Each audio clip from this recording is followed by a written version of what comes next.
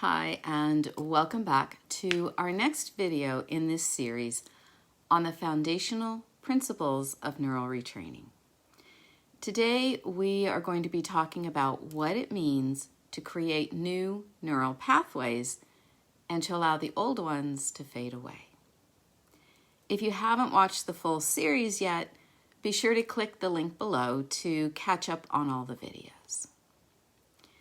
So we've talked about creating new neural pathways in the brain, but let's explore more deeply how this process actually works. Every time we experience or learn something new, our brain forms new connections, new pathways, which help us to remember or to learn a new skill. Repeating these experiences strengthens and speeds up those connections, allowing the action or thought to become automatic. This process doesn't just work for learning new skills or changing old thoughts or beliefs. It can also work for changing physical symptoms that have become wired into our brain over time. For many of us, chronic symptoms like pain, anxiety, or other physical reactions have been reinforced by the brain until they've become our automatic responses. These symptoms were initially wired in as a way to protect us, but they're no longer needed. Through neural retraining, we can create new pathways that tell our brain these symptoms are no longer necessary.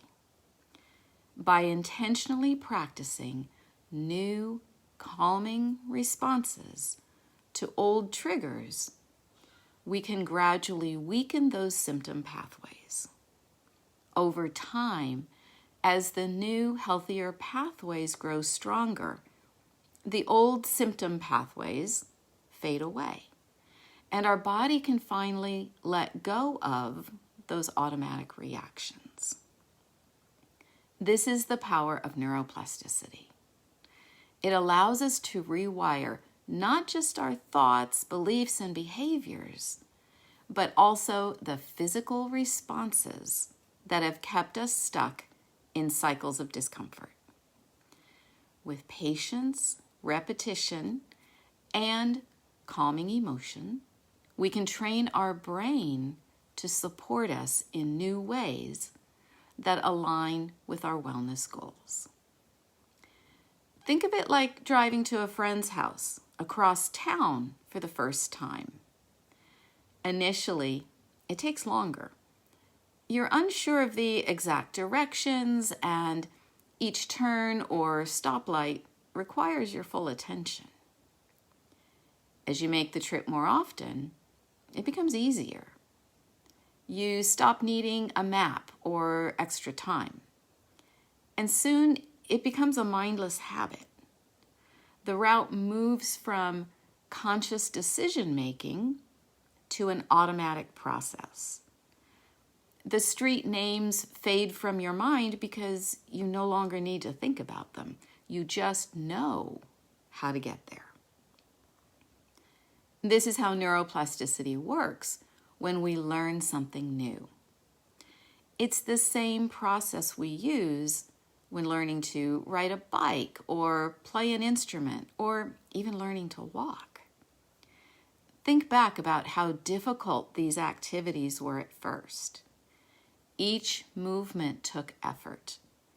We were uncoordinated and we needed to stay highly focused. But with practice, these once challenging tasks became automatic. They moved from being a complicated series of decisions to something that we could do subconsciously because our brain had wired them that way. Now, what happens when we decide to rewire our brain to create a new, healthier pattern? Well, imagine that one day your friend moves to a new neighborhood. You need to find a new route to get to his house. And at first it's difficult. It takes extra time, attention, and energy to navigate this new path.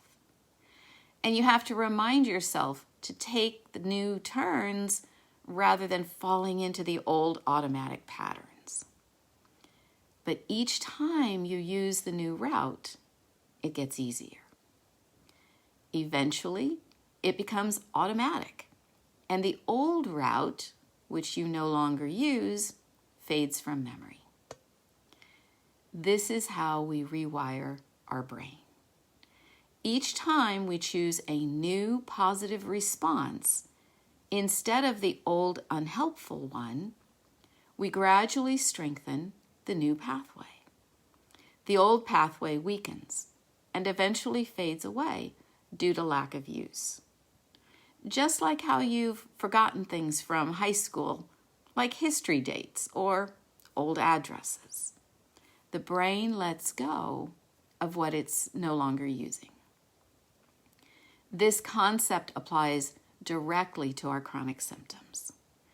When we've had chronic symptoms for a long time, they become deeply wired in our brain and are triggered automatically, much like that old route we took out of habit. These responses become part of a well-worn path that our brain automatically turns to day in and day out. But the good news is that we have the power to change these pathways through neural retraining. So let's look at a real-life example. A woman who has experienced headaches triggered by exposure to perfume. The reaction is automatic. Her brain has wired itself to respond this way whenever it detects the scent of perfume. Each time she smells perfume, she gets a headache. This is the old, deeply ingrained pathway. She begins to use neural retraining, intentionally practicing calming exercises and creating positive associations with situations where she might smell perfume. This process starts to create a new pathway. At first, the headache still comes. Just like learning a new route, the new pathway is weak and the old one is still dominant. But she continues to practice. She visualizes herself staying calm, breathing deeply, and reinforcing the idea that perfume is not a threat. Each time she does this, she strengthens the new neural pathway. Gradually, her body starts to react less. The new pathway is getting stronger, and her brain is learning that it doesn't need to send a headache signal every time it detects the perfume. The old response begins to weaken through disuse. The brain isn't reinforcing that pathway anymore. Instead, it's building up the new, calmer response. Finally, the headache response stops altogether. The new pathway has become automatic, and the old one fades away. Her brain no longer associates perfume with danger. This story illustrates exactly how incremental training works. It's about taking small, consistent steps, choosing a new response even when it feels challenging, and practicing it until it becomes natural. It's so important to take those small steps, especially when we're rewiring old patterns that have been deeply ingrained for years.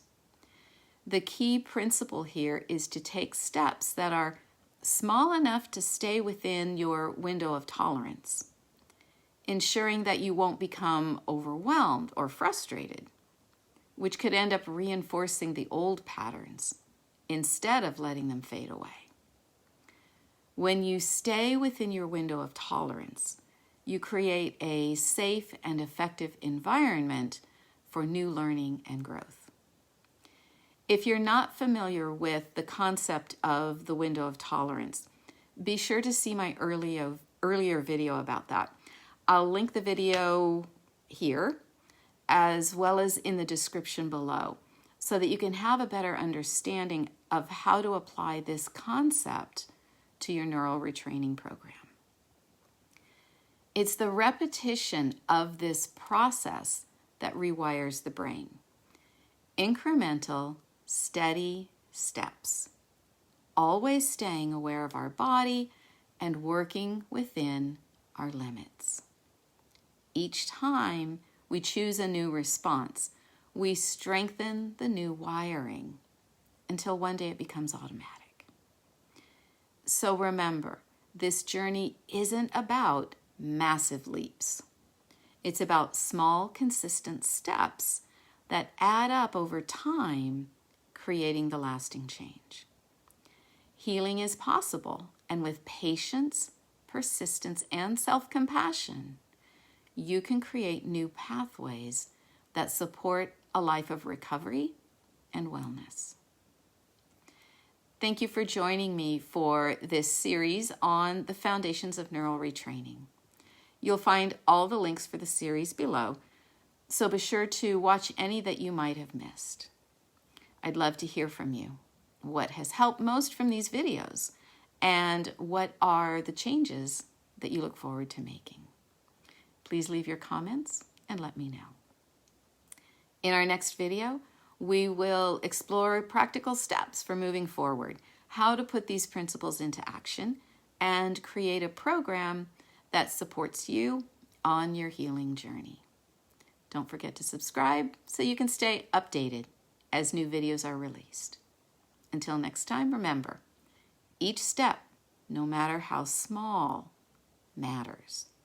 Step by step, you're creating new neural pathways that support your healing journey. Bye for now.